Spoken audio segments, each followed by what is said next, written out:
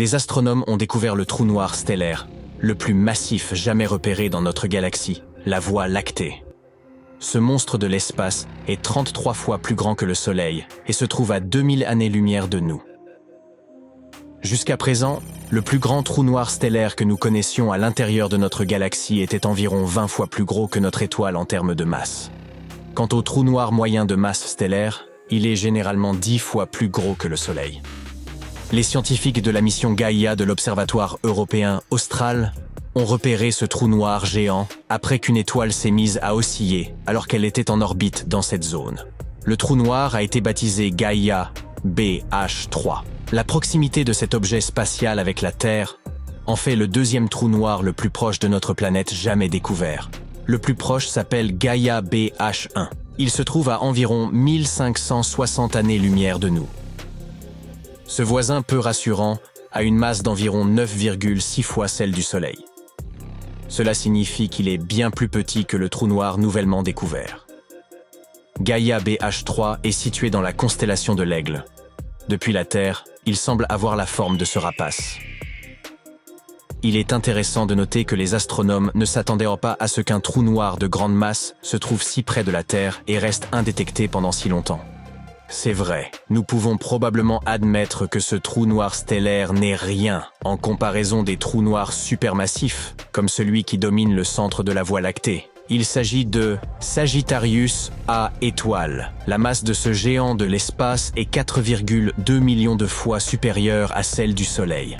Alors qu'un trou noir stellaire se forme lors de l'effondrement d'une étoile, les trous noirs supermassifs ont leur propre façon de voir le jour. Ils résultent généralement de la fusion de trous noirs, dont la taille n'a cessé de croître. Mais nous en reparlerons plus tard. Tout d'abord, parlons un peu plus de la formation des trous noirs stellaires.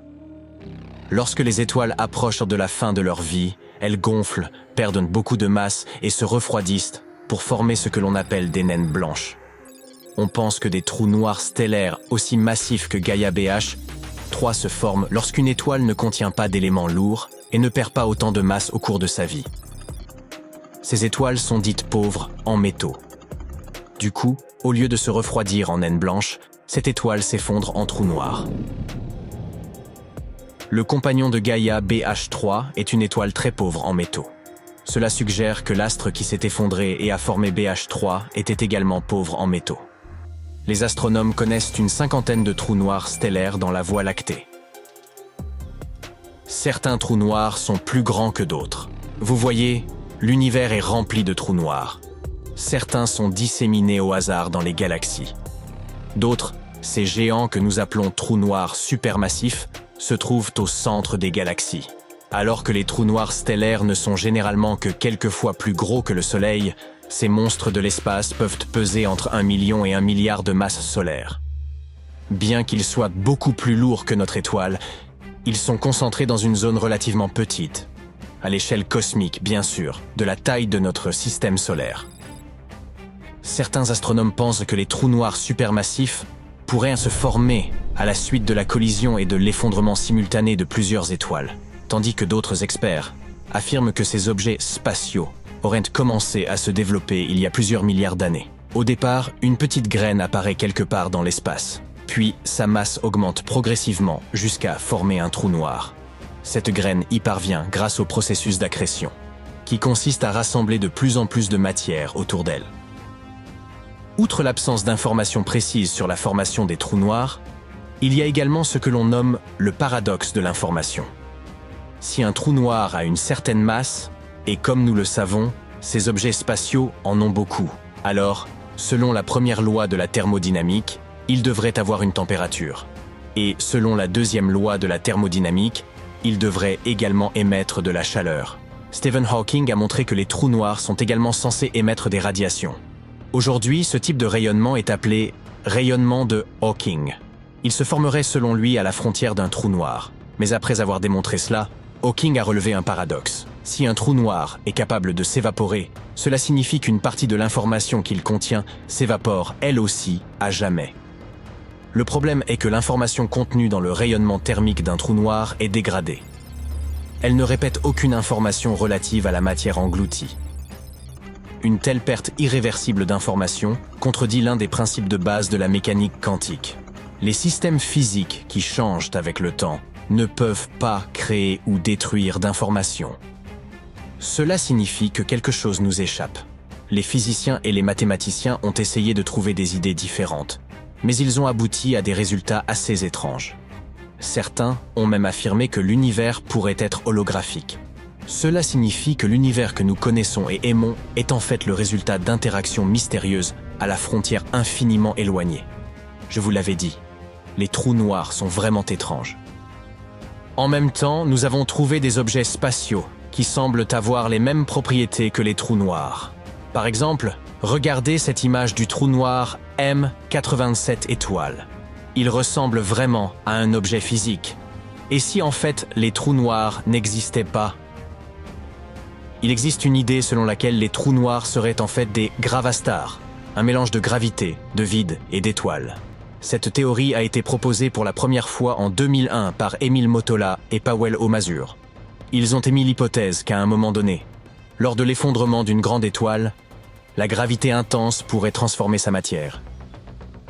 Ce phénomène est similaire à celui qui se produit lorsque des atomes sont refroidis à un niveau tel qu'ils commencent à se comporter comme un seul superatome. Une étoile pourrait donc s'effondrer jusqu'au point d'horizon des événements, ou point de non-retour, et sa matière serait alors transformée en un nouvel état.